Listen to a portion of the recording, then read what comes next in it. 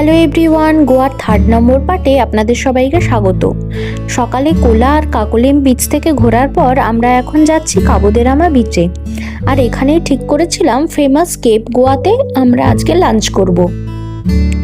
এটাই সেই কেপ গোয়ার বিখ্যাত সার্কেলটা, কিন্তু কোনো একটা কারণে কেপ গোয়া বেশ কিছুদিন ধরেই বন্ধ ছিল, তাই পাশেই আমরা অব্রিগাডো জায়োতে যাই লাঞ্চ করতে। কিন্তু আমাদের ভাগ্যটা এতটাই খারাপ ছিল যে আমরা এখানেও কোনো ভ্যাকেন্ট জায়গা পাইনি। আর এই যে এটা হচ্ছে অব্রিগাডো। পাহাড়ের গায়ে ছোট ছোট খোপ খোপ জায়গা দিয়ে এই হোটেলগুলো তৈরি। এখান থেকে বিচের দারুণ সুন্দর একটা ভিউ আসে।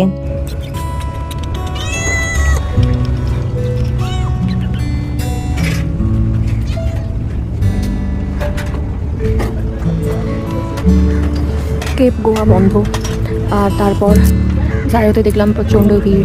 এত ভিড় হলো 2 ঘন্টা ওয়েট করতে হবে। তো আমরা ওখানে বললাম যে যদি রাতে ডিনারের জন্য এখন থেকে বুকিং করি, তো বললো যে সন্ধ্যের দিক করে, মানে 6টা সাড়ে 6টার দিক করে চলে আসতে বেস্ট টাইম। তো যাই হোক, এখন প্রচণ্ড খিদে পেয়েছে, তাই এখানে সামনে একটা ট্রাক, বার্গারের একটা ট্রাক দাঁড়িয়েছিল। সাউথ গোয়ার এই জায়গাগুলো একটু রিমোট লোকেশন হওয়ায় এখানে খাওয়া দাওয়ার সেরকম একটা জায়গা নেই। এই ট্রাকটায় আমরা বার্গার খেয়েছিলাম। বার্গারটা খেতে খুবই ভালো ছিল, আপনারা এলেও একবার ট্রাই করতে পারেন। তারপর ক্লিফে আমরা সেই জায়গাটাই বসেছিলাম যেখানে ধুম 1 মুভির ক্লাইম্যাক্সে শুটিং হয়েছিল। খুব সম্ভবত জন আব্রাহাম এই রকটা থেকেই টাকার ব্যাগ নিয়ে বিচে লাফ মেরেছিল।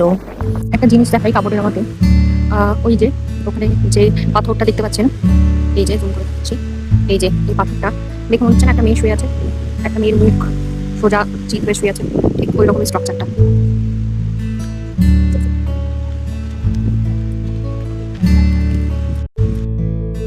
এরপর আমরা ক্লিফ থেকে বিচে নেমে আসি কায়াকিং এর জন্য।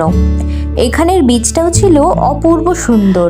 ভেবেছিলাম সানসেটের টাইমে কায়াকিং এ হয়তো একটু ফাঁকা থাকবে, কিন্তু তা হয়নি। কোলা বিচের মতো এখানেও খুবই ভিড় কায়াকিং এর জন্য।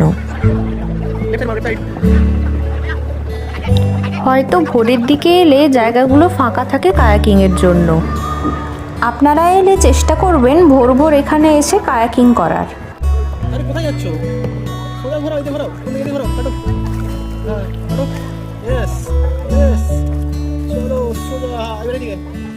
টাইম লাগছে, নরমাল ভিডিও আছে। টাইম লাগছে। যদিও ভিড় ছিল, তবু আমাদের বেশ মজাই হচ্ছিল, কারণ ভিড়ে একটা বোটের সাথে আরেকটা বোট যখন ধাক্কা লাগছিল তখন মনে ভয় হচ্ছিল এই বুঝি ডুবে গেল। কিন্তু বোটগুলো এমনভাবেই তৈরি যে ডোবার কোনো চান্স নেই, আর জলও খুব একটা গভীর ছিল না। তারপর কায়াকিং সেরে আমরা বিচে একটু ফটোশুট করছিলাম, আর এই সময়টা হচ্ছিল সানসেট।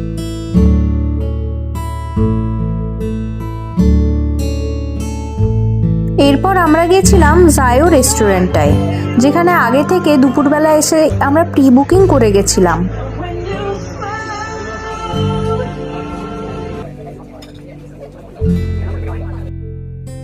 এখানে আমরা রাত্রে ডিনার করে আর বাইরের এই সুন্দর জায়গাটায় কিছু ফটোশুট করে রুমের উদ্দেশ্যে রওনা দিয়েছিলাম। যাওয়ার আগে আমরা পালোলেম বিচের সাইড থেকে একটু শপিং করে নিচ্ছিলাম, কারণ আজকেই ছিল আমাদের গোয়ার লাস্ট নাইট। চলুন এবার দেখা হবে গোয়ার লাস্ট ব্লগে। টাটা।